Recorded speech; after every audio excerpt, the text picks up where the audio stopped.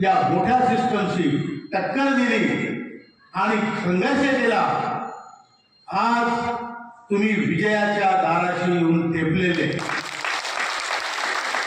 पुढच्या 2 महिन्यात तुमचं काम होणार आहे।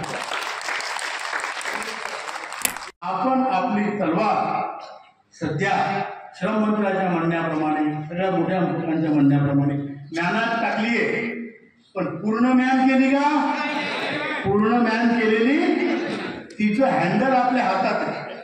मिनिमम पेन्शन म्हणजे काय? ज्याला 1 रुपया पेन्शन असेल त्याला 7,500 आणि महागाई भत्ता मिळायला पाहिजे। आज ते पण अशा दिवशी जेव्हा राष्ट्रमाता जिजाऊंचा जन्मदिवस आहे, जयंती आहे आणि स्वामी विवेकानंदांची जयंती आहे। महापुरुषाच्या या जन्माच्या या पवित्र दिवशी आज मला नांदेडला आपल्याला भेटण्याचा योग आला, याबद्दल आम्ही सर्व ईश्वराचे आभार मानतो। आदरणीय खासदार साहेब, श्री खासदार रवींद्र चव्हाण साहेब, आदरणीय मोरे साहेब, आपल्या संघटनेचे राष्ट्रीय कोषाध्यक्ष आदरणीय नारखेडे साहेब, संघटनेच्या महिला आघाडीच्या राष्ट्रीय सचिव आदरणीय सरिताताई नारखेडे, आपल्या ज्येष्ठ नेते गरगल नाना, त्याचप्रमाणे महाराष्ट्राचे आपले मुलुक मैदान तो आपले महाराष्ट्राचे अध्यक्ष आमचे मोठे बंधू सना आंबेकर साहेब आणि महाराष्ट्राचे कोऑर्डिनेटर समन्वयक कातोरे साहेब, त्याचप्रमाणे कोटलवार सावकार साहेब, मराठवाड्याचे कार्याध्यक्ष साहेब चलैया साहेब, लातूर जिल्ह्याचे अध्यक्ष नादरगे साहेब, पी के देशमुख साहेब आमचे उदगीरचे बापू, कटकुरी साहेब परभणीचे अध्यक्ष, जी कुलकर्णी साहेब, सिडकोचे ते आमचे पावडे साहेब, मस्के साहेब, लातूर जिल्हा बँकचे नामवार साहेब, गंजेवार साहेब, चौधरी साहेब, सय्यद अहमद साहेब, तानाजी जाधव साहेब, भगिनींनो मातांनो, आपला संघर्ष मागच्या 8 वर्षापासून आहे। आवाज येतो का मागे? तिकडे येतो कोपऱ्यात?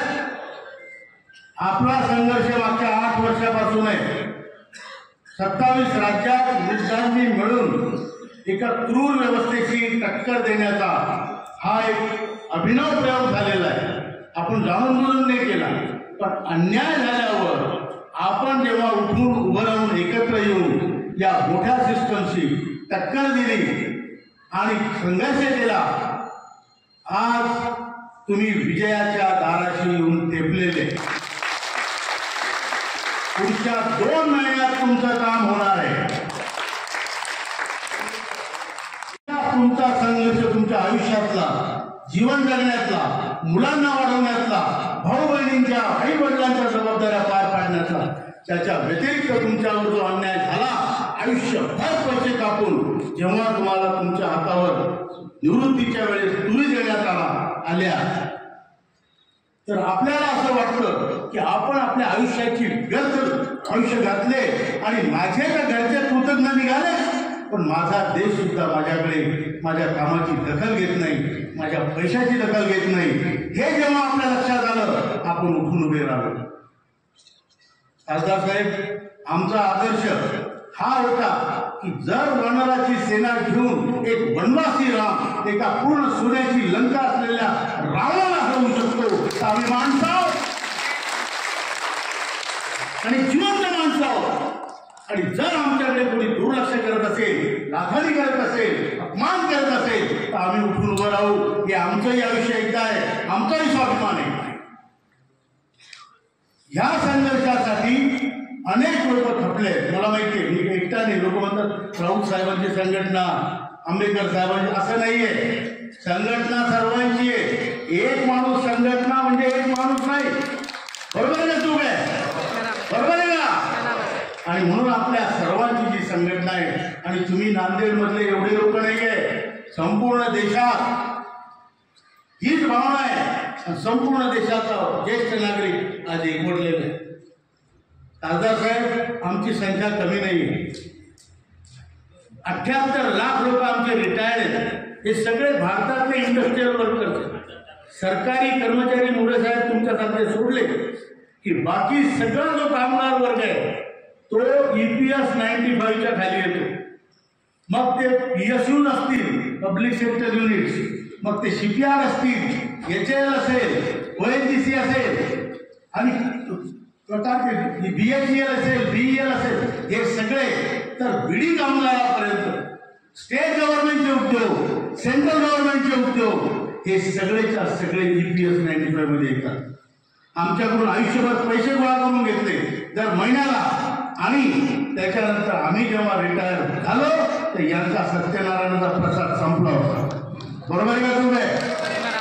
आणि म्हणून हा लढा उभा राहिला. या लढ्याला आम्ही पॉलिटिकल लढा कधीच केला नाही आणि करणारे. याचं कारण 1975-71 पासून जे झालं, अनेक सरकारं आली गेली, आमच्या बाबतीत कोणीच विचार केला नाही. आमच्या बाबतीत ज्या संघटना आहेत, ट्रेड युनियन आहे, त्यांनी सुद्धा विचार केला का? नाही. आज आम्ही रिटायर झालो तर ट्रेड युनियनचे मेंबर नसतो. बरोबर आहे का? ट्रेड युनियनचे आम्ही मेंबर नाही. मग आपण लोकांच्या कष्टाने, आपण लोकांनी जो लढा उभा केला त्याची दखल घेऊन आदरणीय पंतप्रधानांनी आम्हाला 2 वेळ चर्चेला बोलवलं. अर्धा तास आमची चर्चा झाली.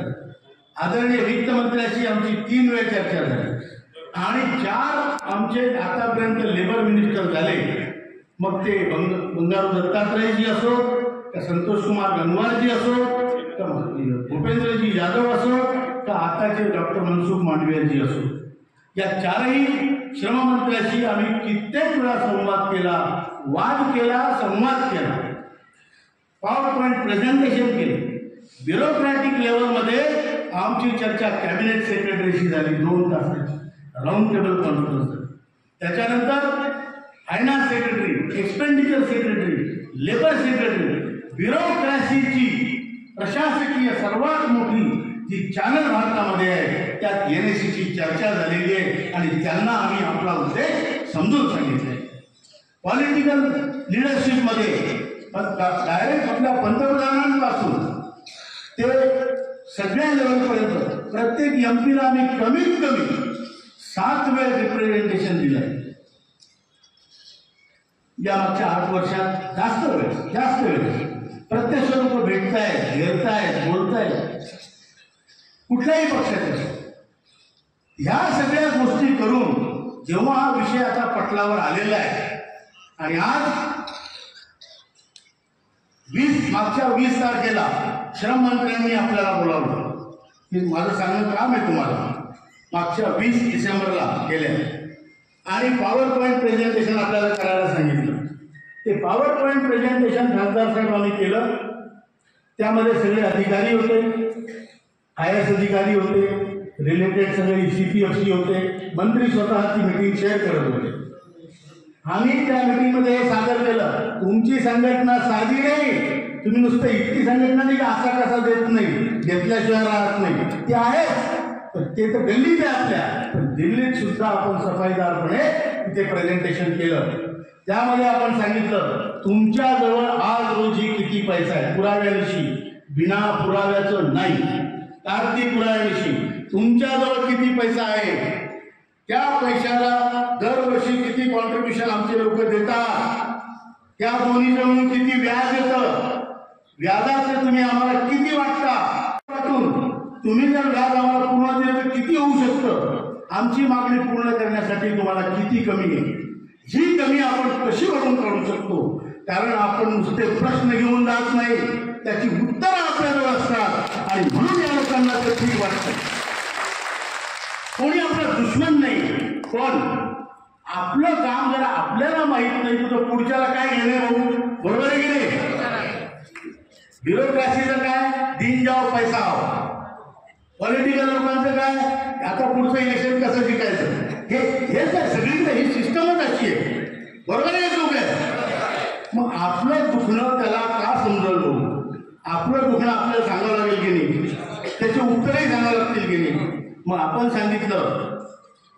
त्याच्या अगोदर आम्हाला वित्तमंत्र्यांनी बोललं, तिथं अर्धा तास चर्चा झाली. आदरणीय निर्मला सीतारामनजींनी त्या चर्चेनंतर ट्विट केलं, आज मी कमांडर अशोक राऊत आणि NSCच्या टीमला भेटले आणि चर्चा केली. हे ट्विटरवर आहे. आणि त्यावेळेसही त्यांना आपण हेच सोल्युशन दिले होते. सोल्युशन काय? नुसता प्रश्न घेऊन चालत नाही, तुमच्याजवळ उत्तर तयार पाहिजे. त्या उत्तराचं सुद्धा ते पूर्ण कसं करायचं त्याच्या स्कीम तुमच्याजवळ स्वतःच्या पाहिजे. तर आपण त्यांना सांगितलं की आमच्या प्रश्न सोडवण्यासाठी EPFOला दर महिन्याला दर वर्षाला जेवढं व्याज येतं ते पूर्ण व्याज आम्हाला देण्यात यावं पेन्शनमध्ये. तरी तुमचा फंड वाढत राहील, कारण कॉन्ट्रीब्युशन दर महिन्याला येत आहे. बरोबर आहे. त्याच्यानंतर आपण सांगितलं वित्तमंत्र्यांनी आपल्याला जशा बाकीच्या पेन्शन स्कीमला भारत सरकार जी मदत करते, उदाहरणार्थ श्रमयोगी मानधन योजनेमध्ये भारत सरकारचं 100% अनुदान आहे. मी 100 भरतो, भारत सरकार 100 भरतं. UPS आता युनिफाईड पेन्शन स्कीम झाली मोदी साहेब, त्यामध्ये भारत सरकार 18.5% कॉन्ट्रीब्युशन करतं आणि आपल्या स्कीममध्ये भारत सरकारचं कॉन्ट्रीब्युशन 0 आहे. 1.16 ते देतात, ते ॲडमिनिस्ट्रेटिव्ह एक्सपेंडिचरसाठी देतात. तर आम्ही निर्मलाजींना, आपल्या आदरणीय फायनान्स मिनिस्टरला, वित्तमंत्र्याला, अर्थमंत्र्यांना आज जोडून म्हटलं, मॅडम हम आपके सौतेले लगते हैं. बरोबर आहे की नाही? त्या भारत मातेचे आम्ही सावत्र पुत्र आहे का? नाही. आम्ही तेवढंच काम केलंय, अजूनही करू, पण आम्हाला मरताना डिग्निटीने मरायचं आहे. आम्हाला हताश होऊन लाचार होऊन मरायचं नाहीये, आम्हाला स्वाभिमानानं मरायचं आहे आणि उरलेल्या जिंदगीत स्वाभिमानानं जगायचं आहे. बरोबर आहे की नाही? कारण काय, आज आम्हाला 1000च्या खाली पेन्शन मिळणाऱ्याची संख्या 36,60,000. ज्यांना 1000च्या आत पेन्शन, 1000च्या आत तुम्ही जगण्याची अपेक्षा करता एका म्हातारीकडून, कुठली क्रूर व्यवस्था आहे? आम्ही त्यांना हे सांगितलं त्यांच्या प्रेझेंटेशनमध्ये की 1000च्या खाली किती लोकांना, 1 ते 1,500 किती लोकांना, 1.5 ते 2 किती लोकांना, आणि ह्या पेन्शनमध्ये कसं जगायचं. एक नॉर्मल आम्हाला काय पाहिजे साहेब? आम्हाला तुमचा राजमहाल नाही पाहिजे, तुमचे तत्वताज नाही पाहिजे. आम्हाला पाहिजे आमच्यात एवढी क्षमता यावी की जर आमच्याकडे आमचा नातू पंतू कुणी जर आमच्याकडे धावत आला तर त्याच्या हातावर 200 रुपये ठेवण्याची क्षमता आमची पाहिजे. जर आमच्या मुलांनी आम्हाला अपमान केला, आमच्या ज्या मुलाची आम्ही चड्डी बनियांपासून पुस्तकापासून उसणपासून करून ज्याला शिकवलं, त्याला डॉक्टरही केला असेल, इंजिनिअरही केला असेल, पण आम्हाला त्याच्यापुढे हात फैलवताना लाज वाटते. बरोबर आहे की नाही? कारण तो एकदा पैसे देतो, दुसऱ्यांदा 500 देतो, तिसऱ्यांदा त्याची बायको त्याला बोलावून घेते. तर तो म्हातारा जुगारगीरला खेळतात काय? बरोबर आहे की नाही? आम्हाला अपमानित होऊन जगायचं नाही. आमची मागणी साधी आहे, 7,500 आणि त्याच्यावर महागाई भत्ता, 2 वृद्धांना जगण्यापुरती मागणी आहे. आम्ही जर आमच्या घरी आमची बहीण आली, आम्ही म्हातारे जर बहीणही म्हातारी आहे, 500,000 रुपयाची साडी घेण्याची क्षमता आमच्यामध्ये पाहिजे. बरोबर आहे की? आम्ही त्यांना हे सांगितलं, मातृदेवो भव, पितृदेवो भव, गुरुदेवो भव आमची संस्कृती. बरोबर आहे? या संस्कृतीचा ऱ्हास ही तुमची स्कीम करते आणि तुमचं आमच्याकडे दुर्लक्ष जे होत आहे त्याचा ऱ्हास होतोय. मोरे साहेब बरोबर बोलले. जर पहिल्या पिढीचा तिसऱ्या पिढीशी संबंध नसला तर संस्कृतीचं वहन होत नाही. संस्कृती वाढण्यासाठी पहिल्या आणि तिसऱ्या पिढीचा संपर्क पाहिजे. आणि जर माझ्याकडे पैसा नाही तर नातू माझ्याकडे येईल का?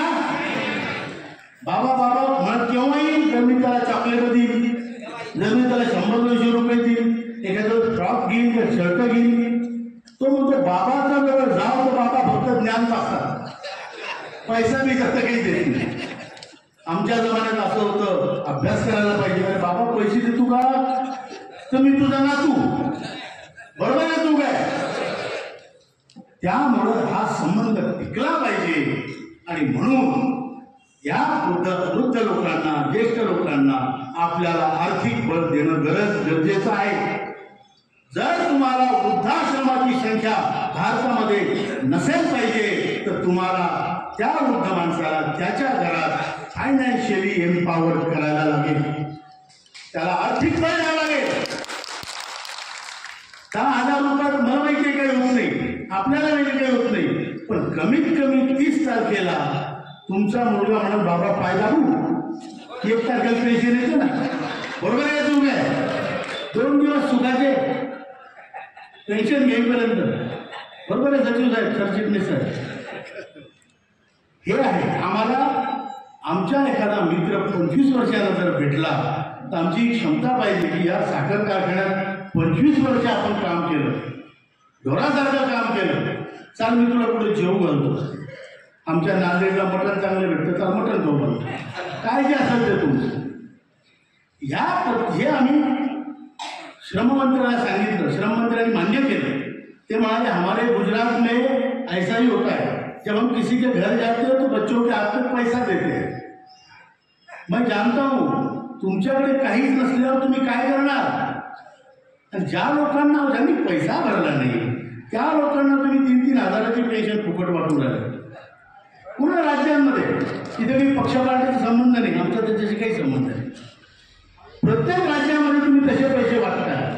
तर हे श्रममंत्री म्हणाले की तुम्हाला चांगली पेन्शन मिळाली पाहिजे, यासाठी मी काम करत आहे आणि मी तुम्हाला काय देऊ शकतो ते तुमच्या अपेक्षेप्रमाणे नसेल, म्हणून मी आज फायनान्स मिनिस्ट्रीच्या कॉन्ट्रॅक्टमध्ये आहे आणि फायनान्स मिनिस्टर आणि मी मिळून तुमचं काम करू. किती मी तुम्हाला सांगत नाही, कारण मी फक्त मंत्री आहे, देशाचा नेता एकच आहे असं त्यांचं म्हणणं. त्यांच्या पक्षाचे आपले पंतप्रधान मोदीजी ते ठरवतील. हे झाल्यानंतर एक मजेदार गोष्ट अशी झाली की सगळ्या संघटना मिळून इंटक, आयटक, सिटू, HMS, BMS सगळे मिळून मागच्या आठवड्यात 8-10 दिवसापूर्वी फायनान्स मिनिस्टरला भेटले आणि त्यांनी काय म्हटलं, फायनान्स मिनिस्टरला हात जोडून की या EPS ची पेन्शन 5,000 करा. मला सांगा, ज्या ट्रेड युनियनचे आम्ही सभासदच नाही, निवृत्त झाल्यावर तो माणूस बाहेर होतो, बरोबर का? बरोबर आहे का जाणकार मंडळी? मग संघटना, तुम्ही कार्यरत कर्मचाऱ्याचं काम करण्यासाठी तुम्ही संघटना काढलेल्या आहे, म्हणून त्याला ट्रेड युनियन म्हणतात. आणि ते म्हातारे माणसं तुम्ही त्याला वाळीत टाकलं म्हणून त्यांनी संघटना बांधली. संघटना बांधली, पंतप्रधानापासून खालच्या माणसापर्यंत प्रत्येक स्तरावर आपण चर्चा जी झाली. 7,500 महागाई भत्ता, मेडिकल फॅसिलिटी, सुप्रीम कोर्टाचा निर्णय लागू करणे, या गोष्टीवर झाली, बरोबर का तुम्ही? पण तुम्ही आमचं उदाहरण घेतलं आणि तिथं जाऊन सांगता गुत्ता म्हणतो उदाहरण आपल्या मराठवाड्यात गुत्ता म्हणतो, हा आमचा गुत्ता न देता घेतला आणि तिथं जाऊन सांगता त्यांना 5,000 द्या. आता बापाला माल आहे का? बरोबर आहे तुम्ही? प्रश्न पैसा तुमचा, मागणारे आणि डिसिजन मेकर, डिसिजन घेणारे त्यांच्यात चर्चा चालू आहे. हे आपले बिनशेप्ताच्या अनुमान बिलमध्ये येऊन सांगतात की यांना 5,000 द्या. हे सांगितलं आम्हाला खूप वाईट वाटलं की यांनी तुम्ही कार्यरत असताना तुमच्यासाठी केलं तर काहीच नाही, आणि आज रोजी तुम्ही निवृत्त होऊन मजबूर होऊन सगळ्या म्हाताऱ्या लोकांनी एक संघटना उभी केली, लढाई उभी केली आणि शेवटी येऊन त्यात पुन्हा भाजी मारायचं काम करू राहिलं, बरोबर आहे तुम्ही? म्हणून आम्हाला खूप त्रास झाला. NSC म्हणून आपल्याला त्रास झाला. आपण निर्मला सीतारामनजींची पुन्हा भेट घेतली का? परवा 10 तारखेला त्यांची भेट घेतली आणि त्यांना भेटून त्यांना सांगितलं, मॅडम या लोकांचा या मागणीसाठी काहीही संबंध नाही, बरोबर आहे का नाही? कोणाची संघटना आलं तुमची असं काँग्रेसची आम्हाला घेणं नाही, तुम्ही पॉलिटिकल अजेंडे घेऊन आलेले, पण ही जी संघटना ही नॉन पॉलिटिकल आहे, म्हाताऱ्या लोकांची आहे, त्यांनी उभी केलेली आहे. आणि ह्या सगळ्या मागण्या तुमच्याशी सुद्धा जेवढ्या चर्चा झाल्या, 7,500 महागाई भत्ता याच्यावर झाल्या, पण कामगार युनियनला असं वाटतं की म्हणजे ज्या काय ट्रेड युनियन कामगारांच्या त्यांना वाटतं त्यांना 5,000 द्यावे, कारण या लोकांनी आयुष्यात प्रश्न सोडवले नाही. घोडा घास से दोस्ती करेगा तो खाएगा क्या? कामगारांचे प्रश्न जरी यांनी सोडवले त्यांच्या मागे मागे कोण निर्णय, बरोबर आहे का? तू काय पटलं का? मी मॅडमला हे सांगितलं, यांच्याकडे तुम्ही बिलकुल दुर्लक्ष करा, ही आमची विनंती कळवायची, कारण ते आमच्या मध्ये भांडी मारत आहे. 7,500 महागाई भत्त्याची चर्चा आम्ही प्राईम मिनिस्टरशी दोनदा केली आणि हे मध्ये येऊन त्यांना सांगतात की आम्हाला 5,000 द्या. अरे चांगल्या करत नाही, कमीत कमी वाईट करू नका, बरोबर आहे का? आणि म्हणून मी त्या कामगार युनियनच्या लोकांनी सांगितलं, तुमच्या सगळ्या नेत्यांना मी 4-4 वेळ भेटलो, अध्यक्षाला, जनरल सेक्रेटरीला, तुमच्या समर्थनाचे पत्र माझ्याकडे आहे की तुमची 7,500 महागाई भत्त्याच्या मागणीला BMS पूर्ण पाठिंबा देते, काँग्रेस पूर्ण पाठिंबा देते, BMS इंटर पाठिंबा देते वगैरे. आणि हळूच जाऊन आमचं 5,000 सांगता कशासाठी? क्रेडिट घ्यायसाठी. म्हणून त्याचा आम्ही निषेध करतो, कार करतो आणि खेळ करतो. या गोष्टी आपण सांगितलेल्या आहेत. तुम्हाला मी सांगतो, एक निश्चित आहे, तुमचे जे 8 वर्षाचे परिश्रम आहेत त्याचं फळ तुम्हाला बजेटमध्ये मिळणार आहे. बजेटमध्ये तुम्हाला ते फळ मिळणार आहे. सगळ्या मिटिंगी झाल्या आहेत. परवा 10 तारखेला मिटिंग झाल्यावर रात्री 12 वाजता आम्ही गाडीत बसलो आणि काल रात्री 1:30 वाजता घरी पोहोचलो आणि 2:30 वाजता झोपलो, 4:30 वाजता उठून आलेलो.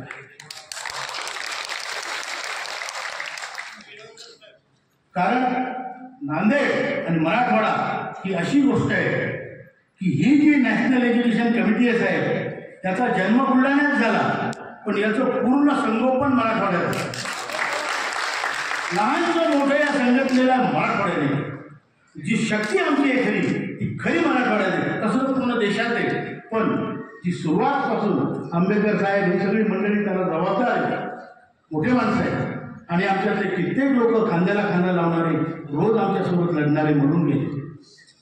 आम्हाला मोठ्या लोकांचे आशीर्वाद मिळाले. आदरणीय आपले वडील वसंतरावजी चव्हाण आपल्या मागच्या वेळेस आले होते आणि आपण लोकांनी सुद्धा श्रममंत्र्याला भेटून आमचा प्रश्न लावला. तुम्ही असावे, काळगे साहेब असतील, काळे साहेब असतील, सर्वांनी, त्याबद्दल आम्ही आपले खूप खूप आभारी. आणि तुम्हाला एक सांगतो साहेब, या संघटनेच्या कार्याबद्दल मला अजूनही कुठल्याही पॉलिटिकल पार्टीचा विरोध दिसला नाही, कुठल्याच नाही. सत्ताधारी असो, विपक्षात असो, प्रत्येकाचा आम्हाला आशीर्वादच प्राप्त आहे. कारण हे कामच चांगलं आहे आणि यामध्ये कुठला पॉलिटिकल अँगल नाही, कोणती कुस्ती नाही. यात सरळ साधा उद्देश आहे, हे माझे बाप आहे, हे माझे देव आहे, त्यांना हक्क मिळाला. थोडक्यात सांगायचं म्हणजे आपलं काम होणार आहे आणि त्याचा आपण पण दूध का जला छाछ भी फूक के पिता है, बरोबर आहे? दुधानं तोंड जळलं तर ताक आपण फूक करून पितो, बरोबर आहे? आपण आपली तलवार सध्या श्रममंत्र्याच्या म्हणण्याप्रमाणे, सगळ्या मोठ्या लोकांच्या म्हणण्याप्रमाणे म्यानात टाकली आहे. पण पूर्ण म्यान केली का? पूर्ण म्यान केलेली, तिचं हँडल आपल्या हातात आहे, मूठ, बरोबर आहे की नाही? बरोबर आहे का? मग काय, जर आपलं काम पूर्ण झालं तर मॅन पूर्ण मॅनात टाकू तलवार.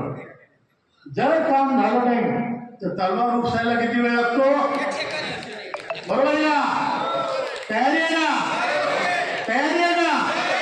मी सांगतो, सडक मेल्यापेक्षा लढत म्हणून तो चांगला मार्ग आहे.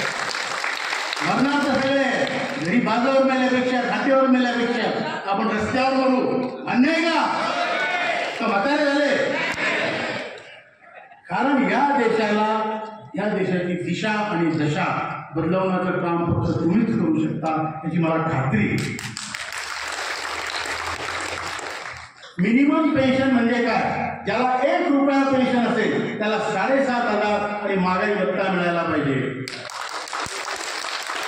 आपण जे तिथे फॉर्म्युले दिले केंद्रीय श्रममंत्रीजींना की 1,000 रुपये आणि त्याच्या खालच्या लोकांना, 36,60,000 लोकांना तुम्ही त्याची असलेली पेन्शन अधिक 6,500 फिक्स फॅक्टर अधिक वाय म्हणजे व्हेरिएबल फॅक्टर म्हणजे DA, 1,000 अधिक 6,500 अधिक DA, 500 असली तर 500 अधिक 6,500 अधिक DA, 2,000 असली की 2,000 अधिक 6,500 अधिक DA. या पद्धतीनं तुम्ही जास्त कॅल्क्युलेशन न करता आहे त्या पेन्शनमध्ये 6,500 वाढ करून DA टाकावा, हे आपण त्यात स्पष्टपणे नमूद केलेलं आहे. आणि हे करताना तुम्हाला किती खर्च येईल, तो खर्च कसा येईल, आमच्याकडून सुद्धा आम्ही द्यायला तयार आहोत. ते म्हणाले क्या मतलब भिकारी कुछ नहीं तो आशीर्वाद तो देगा ना. तर आमच्याकडून काय देणार, आपले 8.33 मालकाचे जे आपल्या सोशल सिक्युरिटीसाठी येतात त्यातले ते 8.33 काढतात. आम्ही म्हणलं त्याच्या मारी 12% घ्या, आमच्याकडून कॉन्ट्रीब्युशन वाढवा आणि आमची सिलिंग 15 ची 21 करा, 25 करा, म्हणजे तुमचा पैसा वाढेल. टेम्पररी तुम्हाला डीप येईल ग्राफमध्ये, पण लॉंग टर्ममध्ये तुमचा फंड खूप मोठा वाढेल.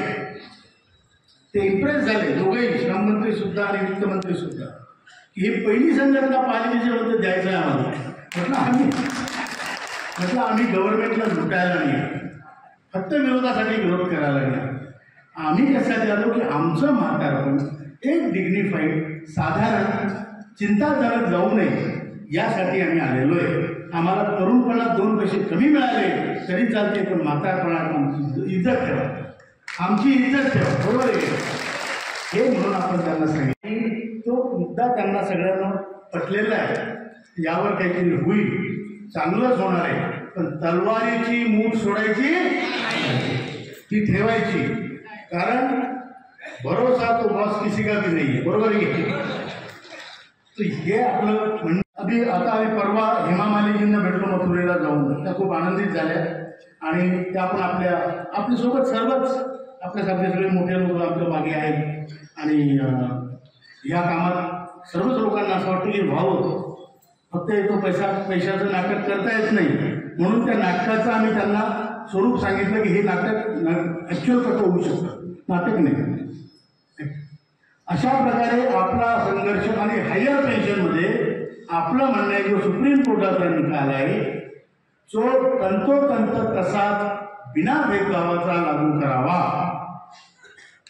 आता काही लोकांना मेसेज आले, कोणी तुम्हाला भेटला असता, मेसेज आले तुम्ही हे इतके पैसे भरा, इतके पैसे भरा, किंवा तुमचा मालकाला तुम्ही जाऊन मालकाला सांगितल्यांना माझा डाटा पाठवा. आले की नाही, आले ना, आले का. त्याच्यावर आपण एक तोडगा काढलेला आहे. काल आम्ही CPFCC परवा त्यांनाही त्यांची भेट घेतली, मीटिंग झाली, त्यांना आम्ही सांगितलं काय मेसेज आम्हाला काय टाकतात, आम्हाला काय म्हणतात मालकाला डाटा पाठवायला पाहिजे. ते म्हणे भाऊ आम्ही मालकाला विचारलेला आहे डाटा पाठवा, तर तुम्ही जाऊन त्याला थोडंसं आणू तर थोडंसं ते टोचा खेळा, तेव्हा तो जरा थोडासा धावेल.